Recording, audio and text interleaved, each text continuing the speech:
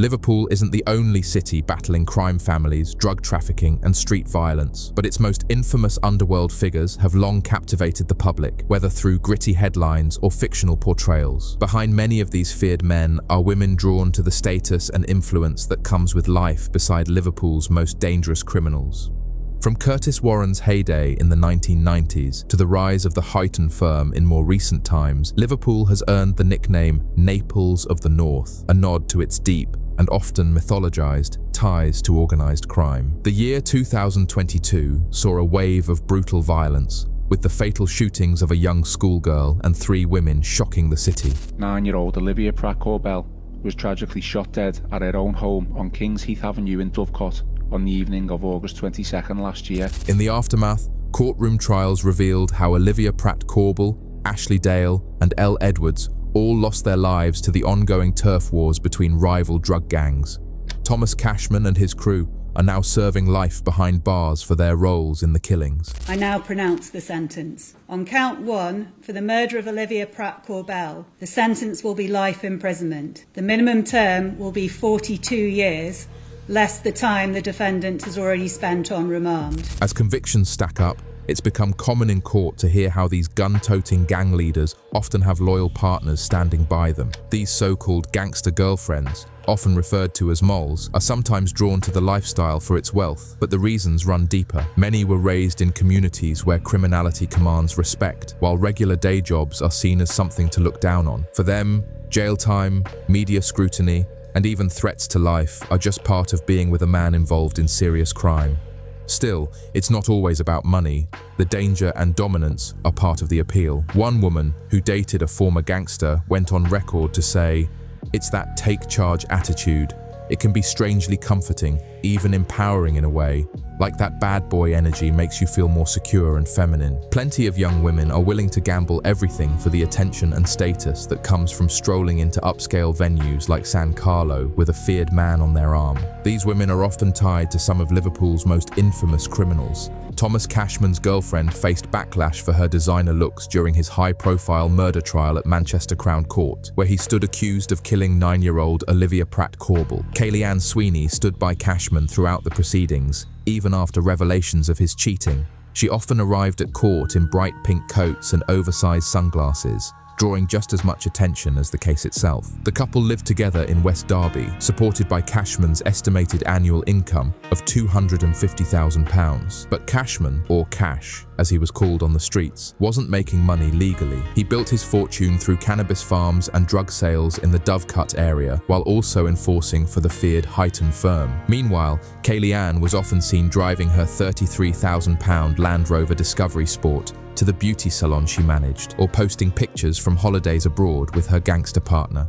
Their lifestyle was funded by the drug trade. They lived in a £450,000 detached home in a wealthy neighborhood where high-end cars like Bentleys and Teslas are common. From the end of 2021, they reportedly paid £2,000 a month to rent the 4-bedroom home and also leased a high-end 2-bedroom apartment with views of the River Mersey. Throughout the trial, Kayleigh-Anne took on the role of the loyal partner, standing by Cashman even as he was accused of killing a child inside her own home. When asked in court whether Kayleigh-Anne knew where his money came from, which was more than 7 times the average income for the area, Cashman replied, "She didn't ask, I didn't tell." Still, he conceded that she probably suspected he was involved in drug dealing. For many in Liverpool, the tragic killing of schoolboy Rhys Jones marked a turning point, a time when youth gangs seemed to dominate Croxteth and Norris Green. Rhys, just 11 years old, was walking home after a kickabout with friends when he was shot and killed by Sean Mercer. The bullet was meant for a rival gang member, but Rhys was caught in the crossfire. After a lengthy investigation, police finally arrested Mercer and other members of the Croxteth crew. But not long after Mercer was sentenced to 22 years behind bars by Judge Henry Globe, his mother, Jeanette Mercer, stood before the same judge. It turned out she had lied to officers about the type of bike her son had used on the night of the shooting, providing false information about its color. This misdirection slowed down the police inquiry. Jeanette later confessed to lying and was sentenced to 3 years in prison. Then, in 2023, new revelations surfaced. She had once again misled police, this time to protect her younger son, Joseph. Despite knowing he was wanted for drug offences by Dorset police, Jeanette let him stay at her home. Authorities eventually discovered Joseph was living with her in Kirkdale and had also been spotted at the upscale Malmaison Hotel on Liverpool's waterfront. In court, it was revealed that Joseph regularly mistreated and physically attacked his mother, raising questions about the pressure she was under. Jeanette wiped away tears as she received a 9-month prison sentence. What's the reaction? Do you have a reaction? Terry Murray gained national attention when she alleged that UFC star Conor McGregor had fathered her daughter, Clodagh. The Liverpool woman claimed she had a one-night stand with McGregor after bumping into him at a nightclub in the city. The Dublin-born fighter was in town during the 2017 Grand National weekend, seen partying with a large entourage. But DNA tests later confirmed that McGregor was not the child's father. The MMA star had always insisted it was a friend of his who had slept with Murray, not him. Locally, however, Murray was already known in Liverpool's criminal circles due to her relationship with Carl Bradley. Bradley, younger brother of feared gangster Kirk Bradley, was gunned down in what police called a targeted killing in March 2013. His body was later discovered under a layer of snow, with authorities confirming only that he was known to police, but offering few other details.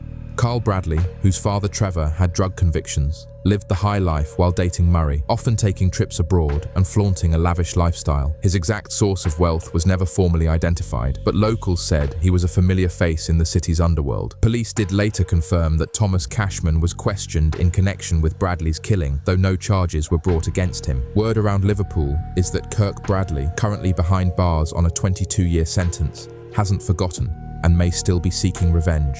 Stephen Clark and his crew had a fearsome reputation, once dominating Liverpool's nightlife scene with brute force and intimidation. A heavily built kickboxer, Stephen and his younger brother Peter lived luxuriously in the Southport suburbs, while running a web of illicit operations. Their main source of income was trafficking drugs into Ireland. Stephen oversaw a network of cannabis farms scattered around Southport, while Peter focused on smuggling cocaine across the Irish Sea. The operation collapsed after police planted a covert listening device in Stephen's Jaguar, gathering enough evidence to charge them both. But during the trial at Preston Crown Court, prosecutors also detailed how Stephen and Peter's girlfriends, Rachel and Maria, benefited from the illegal profits. According to prosecutor David McLaughlin, the two women drove expensive cars and took regular trips to luxury destinations like Dubai, Las Vegas, and Florida. Rachel even submitted false information on a mortgage application for a house in Banks near Southport that the couple planned to live in, as Stephen was caught saying on tape,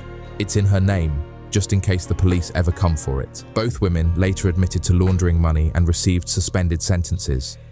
In 2020, Rachel and Maria launched a luxury cosmetics brand tailored to gym-goers. There's no evidence suggesting the new business is connected to their past criminal ties. Kate Stewart. Often dubbed Liverpool's version of Karen Brady, Kate Stewart was determined to turn her life around after finishing school without a single qualification. By her 20s, Stewart claimed she had made her first million, spending freely on luxury hotel stays and designer jewelry. A mother of 4, she appeared on Channel 5's How the Other Half Lives, where she told Ruth Langsford, "I had no qualifications and worked a dead-end job for £2.50 an hour. Everyone counted me out, but I refused to quit. That struggle is what gave me the fire to succeed." Kate began her career managing a market in North Liverpool, eventually going on to acquire a thriving leisure complex near Anfield. These days, she boasts over 80,000 followers on Instagram, regularly posting snapshots of her glamorous nights out, often alongside names like Wayne Lineker. However, she's kept quiet publicly about her former relationship with ex-husband Graham Stewart,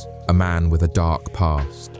Stewart, whose real name is Graham Mears, was once jailed in connection with a case involving a man who was set alight in the 1990s. Mears was convicted of making death threats, but was not charged over the fatal fire. Later in that decade, he received a 9-year prison sentence for a drug-related conviction. In 2016, he appeared before Liverpool Magistrates Court, accused of assaulting Kate. He pleaded not guilty to 2 charges, and the case was dropped when she chose not to testify. The court was told she intended to file for divorce. divorce. According to a source, the couple had 3 children. The following year, Mears became the focus of an elite police unit formed to tackle organized crime. He stood at the center of a sophisticated fraud operation. It was revealed in court that he had secured mortgage loans of £172,500, £88,774 and £100,000 for properties in Gateacre, Maghull and Accrington. There is no indication that Kate Stewart's businesses had any connection to her ex-husband's criminal activities. Debbie Dillon made a grand entrance at her wedding to Liverpool gangster John Haas,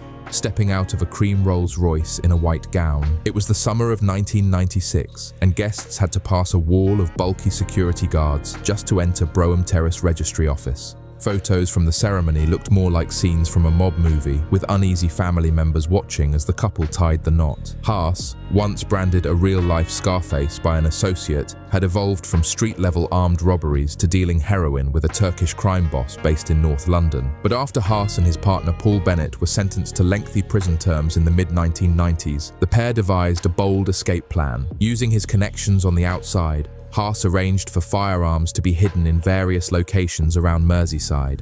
Then he tipped off HM Customs, claiming insider knowledge of IRA weapons caches across the region. Officials took the bait, and after cooperating, both Haas and Bennett were released just 11 months into their 18-year sentences. When the Daily Mirror dispatched a journalist to Liverpool to cover the suspiciously early release, Haas became visibly hostile, lashing out at the reporter as Dillon watched and laughed. But behind the scenes, it later emerged that Dillon and her close friend Sharon Knowles played a direct role in pulling off the deception. The 2 women staged a fake weapons stash near the Holyhead Dublin ferry terminal in North Wales, planting Irish cigarettes, local newspapers, and a cache of machine guns and ammo to mimic a real IRA arms dump. The plan fell apart when investigators discovered the women had left their fingerprints on the weapons, which unraveled the entire scheme years later. Dillon was jailed for 4 years. Haas received a life sentence for perverting the course of justice, though he was eventually released on license, only to be recalled to prison for setting fire to a vehicle. Stephanie Smithwhite was a corrections officer at one of the UK's most secure prisons when she began an illicit affair with notorious drug kingpin Curtis "Cocky" Warren. Warren had been in the drug game since he was young and built a criminal empire worth tens of millions, becoming a dominant force in international trafficking with links to Colombian cartels. In Liverpool, he ran operations with brute force, even extorting sex workers and their clients under threat of blackmail. None of that deterred Smithwhite, who entered into a sexual relationship with Warren while he was locked up. At her trial for misconduct in a public office at Durham Crown Court, it was revealed that she had modified her uniform trousers, cutting a hole for sexual access during their encounters. The court heard how Smithwhite had fallen for the wrong man in the worst possible setting. As evidence showed, the pair had exchanged hundreds of intimate letters. She admitted sending him a photo of herself, kissing him, and engaging in sexual activity inside his cell, in a kitchen, and in a laundry room. In interviews, she confessed to even more encounters. When she was eventually caught, officers found she had also been in possession of a Zanko miniphone, a type of device commonly smuggled into prisons, though she denied bringing it in for Warren. The affair came to light after fellow staff noticed unusual behavior. Smithwhite was finally exposed when she was spotted handing Warren a note, which he quickly tried to eat in a panic. Thanks for watching. If you found this story eye-opening, make sure to like the video, subscribe for more true crime deep dives, and drop a comment with your thoughts. We appreciate your support. See you in the next one. The city of Liverpool is no stranger to crime. Known as the Port City, it has been a hub for drug smuggling and robberies. In the late 20th century, however, drugs have taken over as the main source of income for organised crime gangs that have transformed Merseyside into a crucial location in the UK's drug trafficking operations. In 2025, Merseyside police estimate that around 120 gangs are active in and around Liverpool. These gangs are not only involved in drug importation, but also in the illegal firearms trade. This led to the National Crime Agency labelling Liverpool as the city outside of London that dominates the firearms and drugs trade in the UK. Gang culture, poverty, and widespread fear have contributed to some shocking, unsolved killings that have left families without justice. In today's episode, we will cover some of the most shocking unsolved murders connected to Liverpool's gangland. Welcome back to True Gangster Stories. If you like UK true crime documentaries and true gangster stories, please subscribe to the channel, like the video, or leave us a comment, as it helps the channel in a big way. During the 1980s, Liverpool became known as Smack City because of the flood of heroin and some very violent turf wars. Notorious gangsters like Tommy Comerford and Curtis Warren, who came after Comerford, built drug cartels with international reach. The Heighton firm emerged in the 1990s, the group known for their planned grenade and gun attacks on rivals. However, in 2009, they were accused of these crimes and were sent to trial in the Liverpool Crown Court. As the profits from the sale of narcotics grew, the gangs invested in weapons of all sorts. When the UK law enforcement officers got access to EncroChat, this exposed all the dealings and activities of the major players in the criminal underworld. Based on information collected by the officers, over 70% of the firearms across the UK was linked back to Liverpool. The firearms trade was thriving in Liverpool, with weapons coming directly from South America along with the drugs. This violent environment breeds fear in the communities, and many murders go unsolved because witnesses refuse to speak with the police. The families of these victims have filed numerous appeals for information, but the intimidation from gangsters ensure silence on these killings. The following cases paint a picture of how bold killings occur in broad daylight, with the clues and evidence vanishing like the killers back into the city's dirty criminal underworld.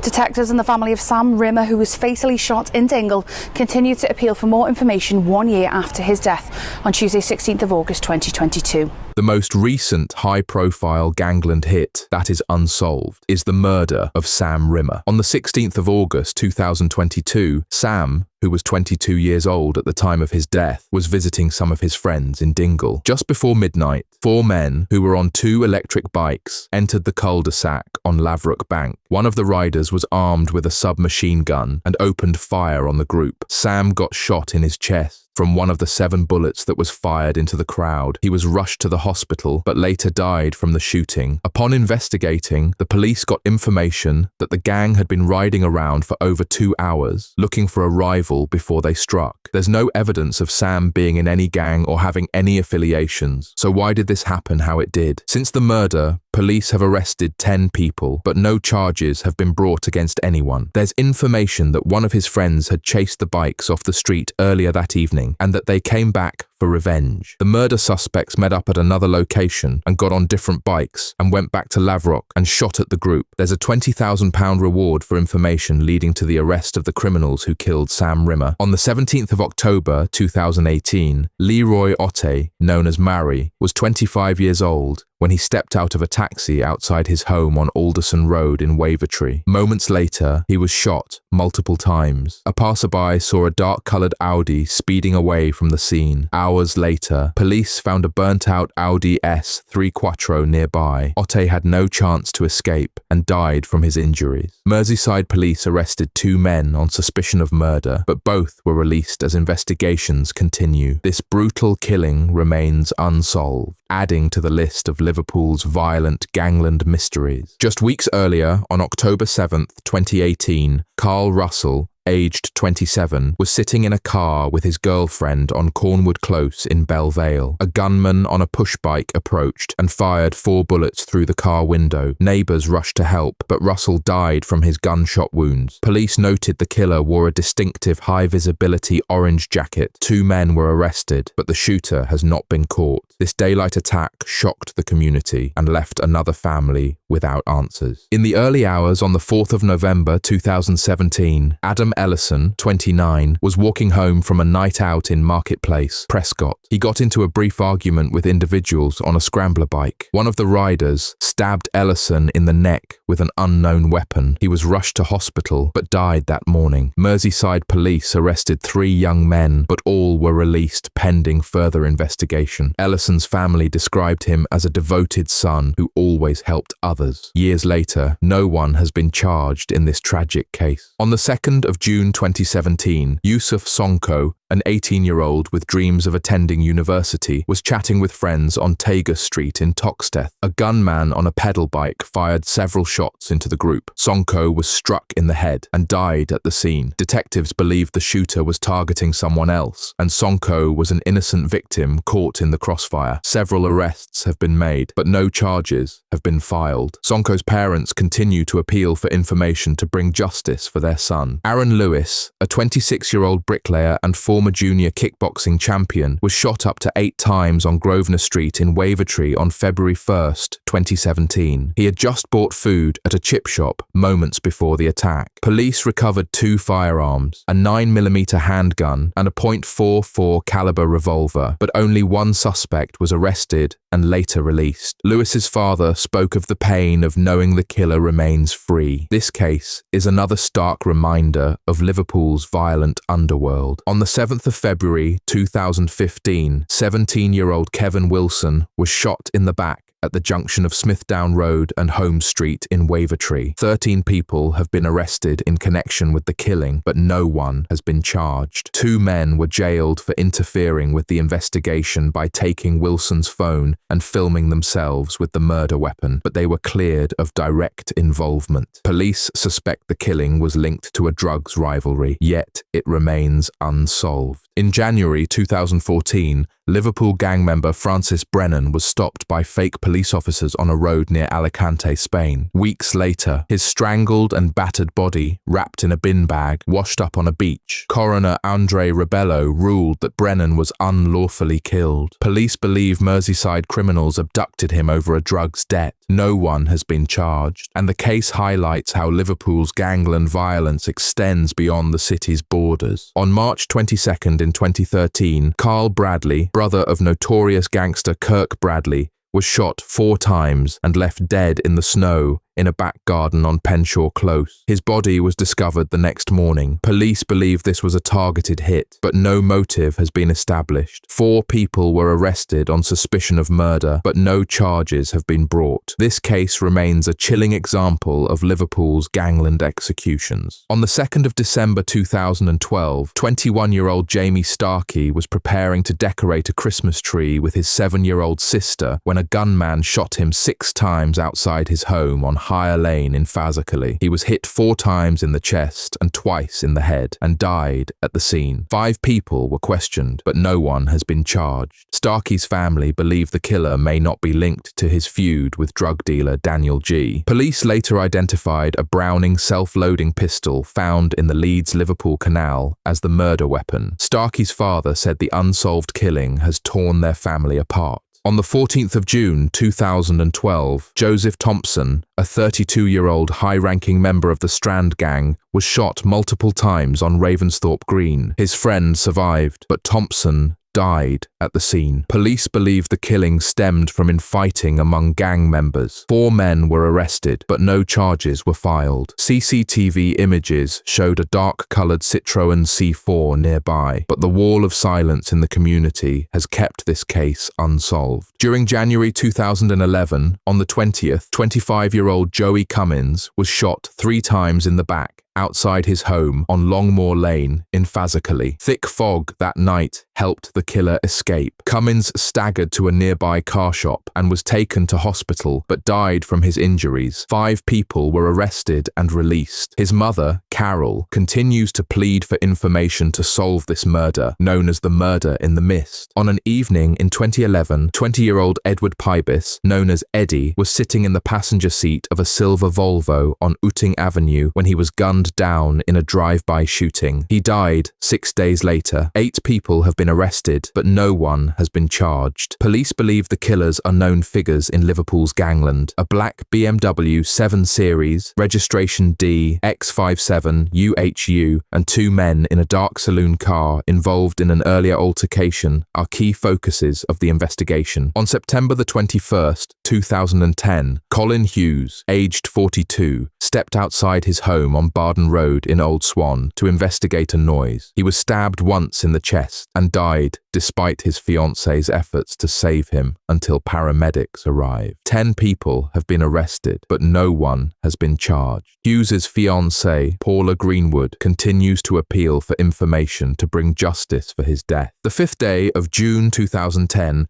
23-year-old Paul Pike from Belle Vale was sitting in his van at traffic lights on Crosby Road, North and South Road, when a stolen silver Audi TT pulled up. Gunmen fired multiple bullets into the van, killing Pike. Several arrests have been made, and a £10,000 reward is offered, but no one has been convicted. Police suspect this was part of tit-for-tat shootings between rival gangs. April the 29th, 2010, Nicky Ayres, a 46-year-old Sunday League football manager with underworld connections, was shot 7 times at close range on South Cantrell Avenue after returning from a chip shop. 17 people have been arrested, but no one has provided formal evidence. Police believe a silver-colored car and a motorbike seen driving erratically near the scene are linked to the killing. The murder is thought to stem from a gang respect issue, possibly ordered by a large drug gang with international ties. On 9th January 2009, 22-year-old Sean Finnan was beaten with a metal bar and stabbed in the leg on Barons Hay in Stockbridge Village while trying to retrieve his younger brother's stolen bike. He died 4 days later. His mother, Rose, has repeatedly asked the community to come forward with information, but the case remains unsolved. On the 13th of November 2007, Colin Smith, a 40-year-old Halewood businessman with alleged links to international drug trafficking, was lured to Nell's gym in Speke. A gunman shot him twice in the stomach with a pump-action shotgun at close range. Rumours suggested a foreign cartel ordered the hit over a £72 million cocaine dispute, but Smith's mother insisted local criminals were responsible. The killer has never been found, leaving another family without justice. On the 2nd of July 2006, 58-year-old grandfather James Stanton was shot in the back and head while working in the office of Aintree Commercial Vehicles on Ormskirk Road. Police believe 2 men targeted the company, possibly intending to kill someone else. The killers used a stolen blue Toyota Avensis and a black Vauxhall Vectra, later burning the getaway car. Despite a Crime Watch appeal and multiple calls naming a suspect, no one has been charged. In October 2005, 22-year-old Royal Navy seaman Anthony Kavanagh was home on leave in Liverpool. After leaving the Walkabout bar in Concert Square, he accidentally bumped into a group and apologised. Later that night, one member of the group punched him outside the venue. Kavanagh fell, hit his head, and died 11 days later. A suspect was arrested a decade later, but released, and the case remains open. On the 3rd of August 2005, 3 masked men burst into the home of 22-year-old mother of 3 Lucy Hargreaves on Lambourne Road in Walton, while her partner, Gary Campbell, slept upstairs with their youngest daughter. The gunman shot Hargreaves twice in the stomach and once in the head with a sawn-off shotgun. They poured petrol and set the house alight to destroy evidence. Campbell escaped with their child, but Hargreaves died. Police suspect Campbell, linked to the Grizzdale crew, was the intended target. Detectives continue to search for Kevin Parle, a suspect in this murder and that of Liam Kelly. On the 24th of February 2004, 22-year-old Craig Eaton, an Alderhay Children's Hospital worker, was shot twice while walking along Molyneux Road in Kensington at around 11:15 p.m. He died in hospital. 9 years later, Detective Chief Inspector Neil Clark said police believe Eaton was shot in a case of mistaken identity by a suspect tied to the criminal world. A £10,000 reward is still available, but Eaton's family continues to wait for justice. On the 19th of June 2004, 16-year-old Liam Kelly was shot twice on Grafton Street in Dingle. One gunman, Anthony Campbell, was convicted, but another suspect, Kevin Parle, remains at large, believed to have fled abroad. This partially unsolved case shows how Liverpool's gangland networks allow killers to disappear. On the 28th of December 2004, 45-year-old father of 4, Joey Pilo, answered his door on Little Heath Road in Speke. An unknown gunman shot him once. Pilo dragged himself to a nearby police station, but died from his injuries. 2 men were charged but acquitted in 2006 after a judge ruled there was no evidence linking them to the killing. No one else has been charged. On the 24th of January 2002, 30-year-old Lyndon Nowell left the Coronation pub in Childwall to meet a man over a debt. He vanished, and his hired silver Ford Focus was found burnt out in Swinton, Greater Manchester, the next day. Despite extensive searches, including dredging canals and digging gardens, no trace of Nowell has been found. Police and his family fear he was killed by underworld figures, but the case remains a missing person inquiry. On the 25th of July, 2001, 30-year-old Richard Clayton was chased by gunmen after leaving a gym on Belgrave Road in Aigburth. He ran to a house for safety, but collapsed and died from multiple gunshot wounds. The killer's green Ford Mondeo was later found burned out. Clayton's twin sister, Julie, still hopes for closure by catching those responsible. Around 1/3 of children in the Liverpool City region live below the poverty line. High unemployment and deprivation make gang life appealing to young men, offering status, money, and protection. These criminal groups pull them into a cycle of violence, leading to revenge killings and unsolved crimes that tear communities apart. Liverpool's gangs are highly organised and operate on an international scale. The Huyton firm sends hit squads abroad and works with cartels in Ireland, Russia, and North Africa. National Crime Agency officers report that Northwest criminals import cocaine directly from South America and modify cheap pistols into automatic weapons for resale. These networks hire shooters to carry out murders, making it hard for police to trace the masterminds, especially when they direct hits from overseas. Many murders remain unsolved because witnesses fear retaliation. Families of victims like Sam Rimmer, Yusuf Sonko, and Adam Ellison have begged for information, noting it can be given anonymously. Yet the no-grass culture protects killers. In the Andrew Jones case, 9 witnesses refused to name the attacker, leading the coroner to accuse them of shielding a murderer. Liverpool's gangland has produced some of the UK's most violent criminals and feuds. The city's history as a port and its socio-economic challenges have allowed sophisticated gangs to thrive. While police have jailed major figures like Curtis Warren and leaders of the Huyton firm, the murders above show how killers often escape justice. From Sam Rimmer's 2022 ambush to Carl Russell's execution and Lucy Hargreaves' brutal shotgun attack, each case leaves families grieving and communities in fear. These killings highlight the need to tackle organised crime, reduce poverty, and provide alternatives to gang life. Building trust between police and communities is crucial to encourage witnesses to speak. Only then can Liverpool bring justice to these victims and end the cycle of violence. If you enjoy UK true crime stories, please subscribe to the channel, like the video, or leave a comment to support our work.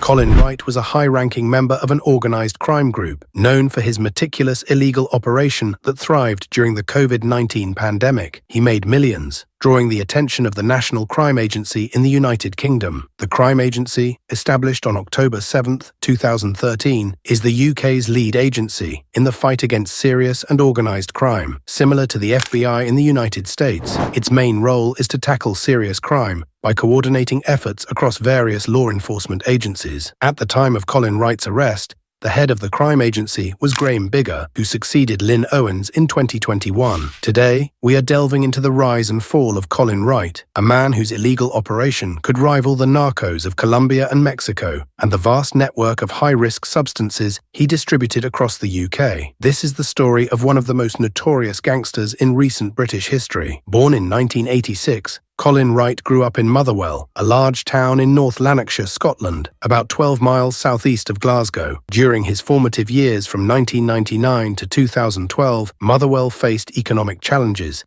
due to the decline of its once thriving steel industry, including the closure of the Ravenscraig steelworks. Efforts at regeneration were underway, with new infrastructure projects and community programs to support those affected by economic hardship. Despite these efforts, social issues like crime and substance abuse were prevalent, creating an environment that may have influenced Wright's later involvement in organised crime. His early life remains largely unknown, with few details about his family or upbringing. Colin Wright began as a small-time illegal goods distributor in the late 1990s. His big break came when he connected with established crime bosses from Liverpool, most notably Terence and Stephen Earle. These men played crucial roles in the logistics and management of the drug trade. Terence Earle, a 50-year-old senior member of the organised crime group, was heavily involved in the trafficking of illegal substances and controlled substances between England and Scotland. He worked closely with Colin Wright to manage the distribution routes for these drugs, posing a significant threat to public safety. Terence also oversaw an illicit substances production lab in Motherwell, which he managed alongside Wright. They communicated through encrypted messaging services, ensuring their operations ran smoothly and stayed undetected. In April 2023, Terence was sentenced to 16.5 years in prison for his involvement in these high-risk activities. Stephen Earle, Terence's 52-year-old cousin, also played a key role within the organised crime group OCG. He was responsible for coordinating the shipment of significant quantities of illegal substances and controlled substances, at least 10 kilograms of illegal substances and 7 kilograms of controlled substances, alongside his cousin Terence and Colin Wright. In an attempt to evade law enforcement, Stephen relocated to Portugal but was eventually extradited back to the UK due to international agency cooperation. In August 2024, he was sentenced to 11 years and 4 months in prison for his role in the conspiracy to supply high-risk substances. His collaboration with Terence and Wright solidified the group's operations, ensuring the distribution routes functioned effectively. Together, the Earle cousins and Colin Wright formed the backbone of a sophisticated illegal distribution activities network, relying heavily on encrypted communications through platforms like EncroChat to conduct their illicit activities. This network was well organized, with the establishment of an illicit substances lab in Motherwell being one of their more significant undertakings. Additionally, they coordinated the movement of illegal substances from Merseyside to Scotland and controlled substances from Scotland back to England, utilizing advanced methods to source drugs and manage the logistics of their supply chain. Their efforts showcased a high degree of operational planning, although ultimately it was their reliance on encrypted communications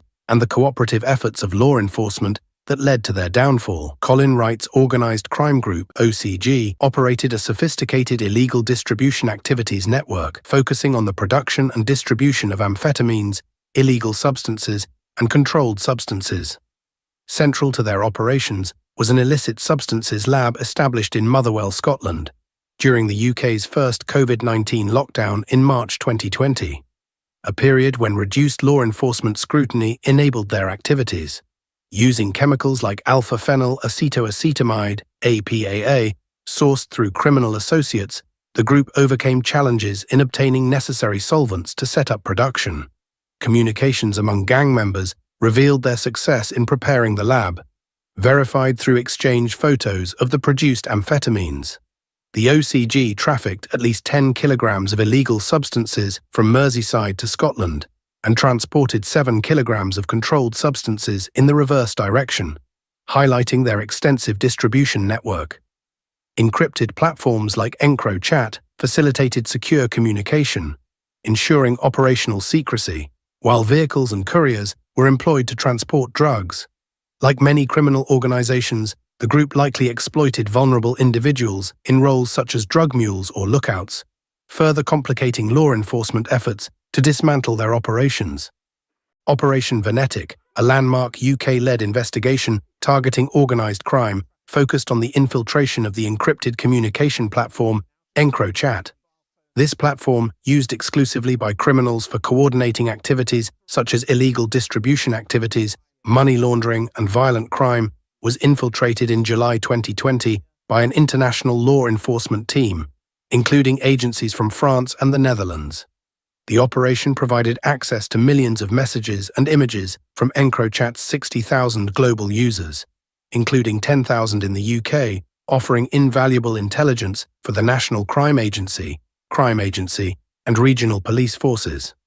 As a result, over 3,147 suspects were arrested, 1,240 offenders convicted, and significant seizures made, including $54 million in criminal cash, 77 firearms, and more than 2 tons of drugs. The crime agency played a central role in coordinating efforts with regional organised crime units, ROCUs, and international partners, deploying over 500 officers to identify and apprehend key players in criminal networks. The operation disrupted organised crime at all levels, safeguarding communities from the violence and exploitation tied to illegal distribution activities. Among those targeted was Colin Wright, a high-profile member of an organised crime group involved in illegal substances and controlled substances trafficking. Wright fled to Spain in August 2020 after his associates were arrested in March 2021. However, in March 2024, he was captured by Spanish National Police at the request of the crime agency.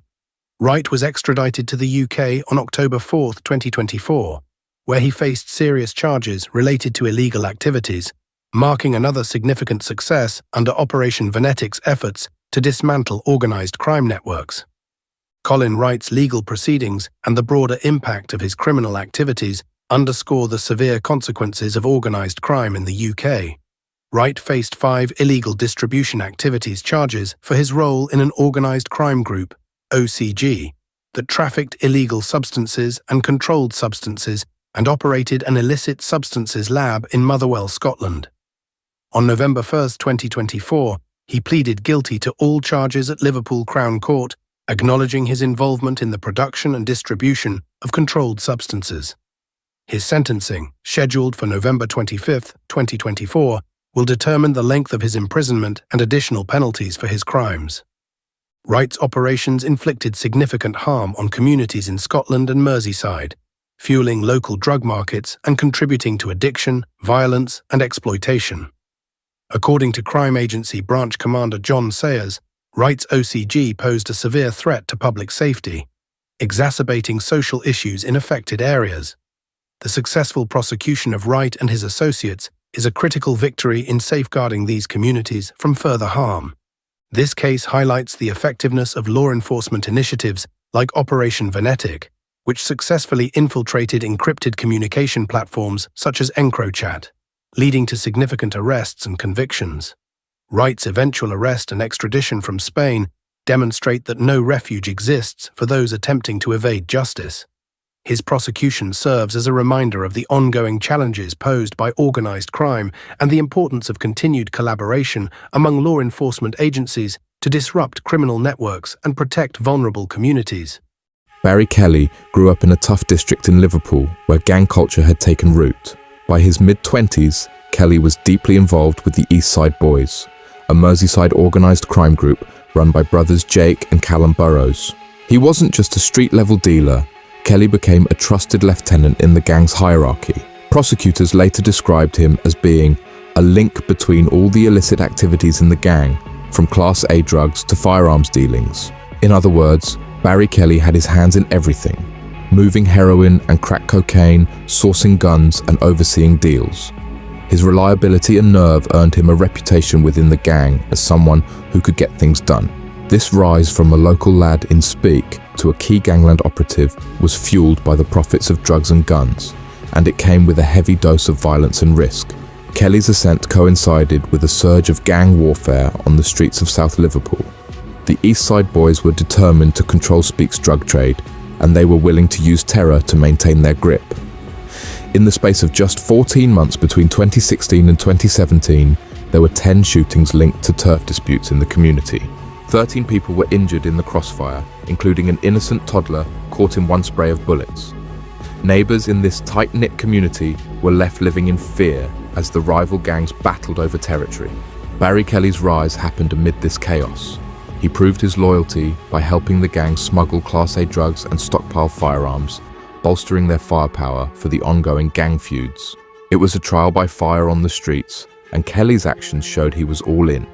Each deal he arranged and each weapon he moved up the chain cemented his standing in the crew. By 2017, the once small-time dealer had become a major player in a gang that ruled its patch through fear and intimidation. Under the Burrows brothers' leadership, the East Side Boys flooded the streets with drugs and an arsenal of guns. The gang's cache read like an armory: a vintage Saint Etienne revolver, a high-powered Tikka hunting rifle, multiple Smith & Wesson revolvers, sawn-off shotguns, and more.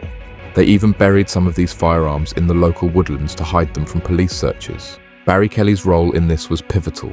He acted as a gun runner, ferrying illicit weapons between suppliers and the gang's stash houses. When the East Side Boys entered a turf war with a rival crew, Kelly helped ensure that his gang was well armed for the fight. This included linking up with Christopher Wallace, a notorious bomb maker from Wirral, who had access to firearms and even homemade pipe bombs. Through Wallace and other contacts, Kelly and the Burrows brothers secured new guns to outgun their enemies. It was an arms race playing out in the back streets of Liverpool. Drugs were the gang's lifeblood, and Kelly was deeply involved in that trade as well. Heroin and crack cocaine were trafficked in from outside cities and sold on the street corners. The crew guarded stash houses, properties used to store drugs and cash, and weren't above cuckooing vulnerable people out of their homes to use as bases. Cuckooing is a tactic where criminals take over someone's home, often a vulnerable resident, and use it for drug dealing. One known hub was a family home on Eastern Avenue in Speke, owned by gang member Lee Price. Price turned his home into a drug den, where runners collected supplies and cash, making it a target in the gang war.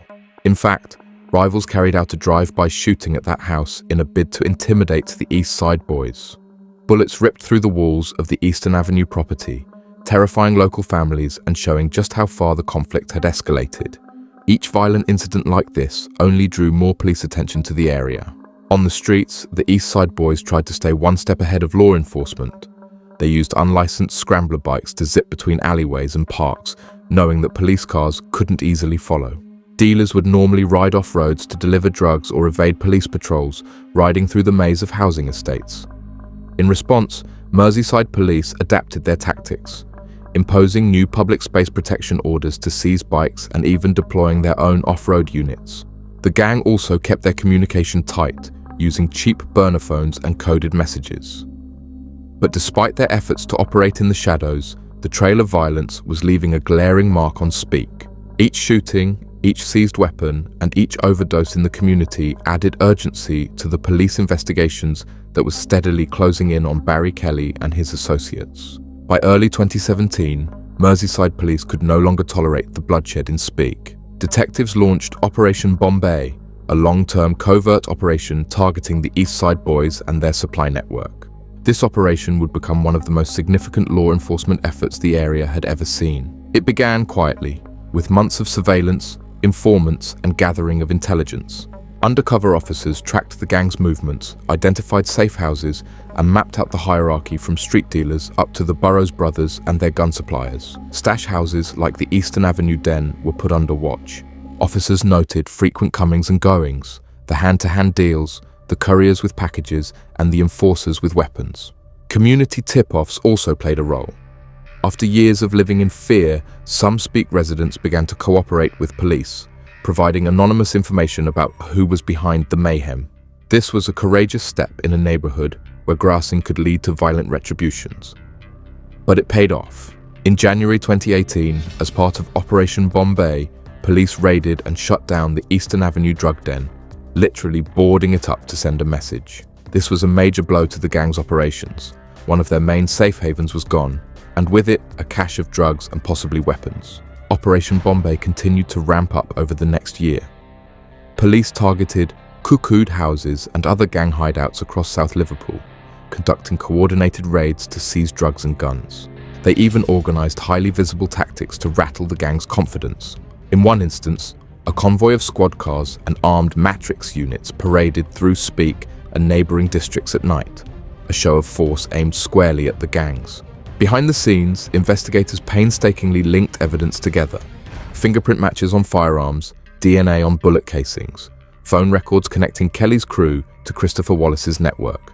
Every piece of evidence tightened the noose. Finally, in May 2019, the operation reached its climax.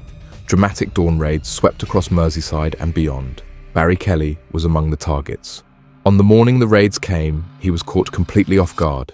Teams of officers forced entry into multiple addresses simultaneously, using stun grenades and battering rams.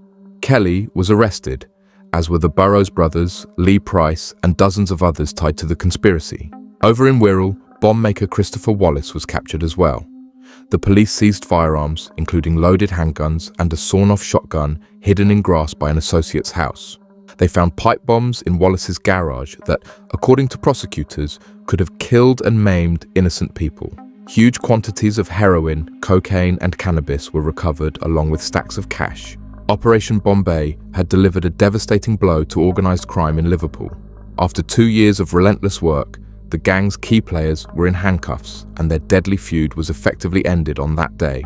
The takedown of the East Side Boys and their associates led to one of the largest gang prosecutions Liverpool has seen. In the following months, Barry Kelly and 21 other conspirators faced justice at Liverpool Crown Court. The sheer scale of the case was staggering. Prosecutors detailed how this crew ran drugs across county lines, stockpiled weapons for gang warfare, and even conspired to smuggle contraband into prisons. Many defendants, including Kelly, chose to plead guilty when faced with the mountain of evidence. Others were convicted after a trial. In total, the court handed down over 300 years of prison time to the gang members, a clear signal of how serious their crimes were. The sentences reflected each person's role. Christopher Wallace, the bomb maker at the top of the chain, received a life sentence with a minimum of 31 years to serve. Judge Andrew Watson did not mince words about the danger posed by Wallace's pipe bombs and firearms. The gang leaders, Jake and Callum Burrows, were given 25 years and 20 years respectively. They had been found guilty of multiple firearms conspiracies and Class A drug dealing, effectively crippling their reign over Speak. Lee Price, who turned his home into the gang's armory and drug warehouse, was jailed for 22 years. Prosecutors revealed his telephone contact with the Burrows on the very day they went shopping for guns at Wallace's garage, implicating him deeply in the weapons ring. Barry Kelly's turn to hear his fate came as he stood in the dock at age 26. The court heard how Kelly was a trusted multitasker for the gang, involved in everything from moving Class A heroin and cocaine to ferrying handguns and ammunition. He even admitted to a scheme where he attempted to throw illicit items over a prison wall, trying to supply inmates on behalf of the gang. In the end, Barry Kelly pleaded guilty to conspiracy to supply Class A and B drugs, 3 firearms offences, and the prison smuggling plot. For this breadth of criminal activity, the judge sentenced him to 18 years in prison. At just 26 years old, Kelly was looking at the better part of 2 decades behind bars, a harsh, if not unexpected, punishment for his key role in the conspiracy. Other members of the network were dealt with in turn. Anthony Tierney, an associate who acted as a liaison between Wallace's gun outfit and the Burrows crew, got 20 years and 3 months behind bars. A getaway driver turned drug courier in the group received 14 years. Even a 21-year-old foot soldier named William Troke, caught selling cannabis on a street corner, found himself in court. Though in his case, the judge noted Troke had tried to turn his life around and suspended his 21-month sentence, sparing him from immediate prison time. Another man, Jack Ross, had been linked to a gang shooting after his DNA was found on a buried rifle. He received 3 years in prison, on top of a separate drug sentence he was already serving. In case after case, the message was clear. The justice system came down hard on this gang. When the dust settled, Merseyside police publicly underscored the impact of dismantling the East Side Boys. In the 600 days following Operation Bombay's conclusion, reports of serious violence in Speak dropped dramatically, with 0 gun discharges reported in that period. The community that had once been under the thumb of Kelly and his crew finally saw some peace return to its streets. But for Barry Kelly, the next chapter of his life would play out in prison halls rather than the alleys of Liverpool. Barry Kelly spent the first years of his long sentence in the British prison system, reportedly serving time at facilities like HMP Hindley and later HMP Garth as his security status evolved. Eventually, he was transferred to HMP Kirkleavington Grange in North Yorkshire, a resettlement prison typically used to prepare inmates for eventual release. By 2025, Kelly had served around 6 years of his 18-year term. He was 32 years old and, on paper, had a distant hope of parole in the future if he stayed out of trouble. But fate had other plans. On May 25, 2025, Barry Kelly died in custody at HMP Kirkleavington Grange under sudden and murky circumstances. The details of his death have not been fully disclosed to the public. An official prison service spokesperson confirmed the fatality in a brief statement. As with all deaths in custody, the prisons and probation ombudsman will investigate. In other words, authorities have begun an inquiry, as they routinely do, to determine if any foul play or negligence was involved. Kelly was just 32, a relatively young man, which makes his death stand out. No cause of death was announced immediately, fueling speculation on the prison grapevine and in his old neighborhood. The sudden end of Barry Kelly's life has raised unsettling questions. In the brutal world he inhabited, loyalty and betrayal are often matters of life and death. Some who knew of Kelly's gangland connections wonder if his demise was truly natural, or if it was the result of a long shadow cast by the East Side Boys' enemies, or perhaps by former allies nursing grudges.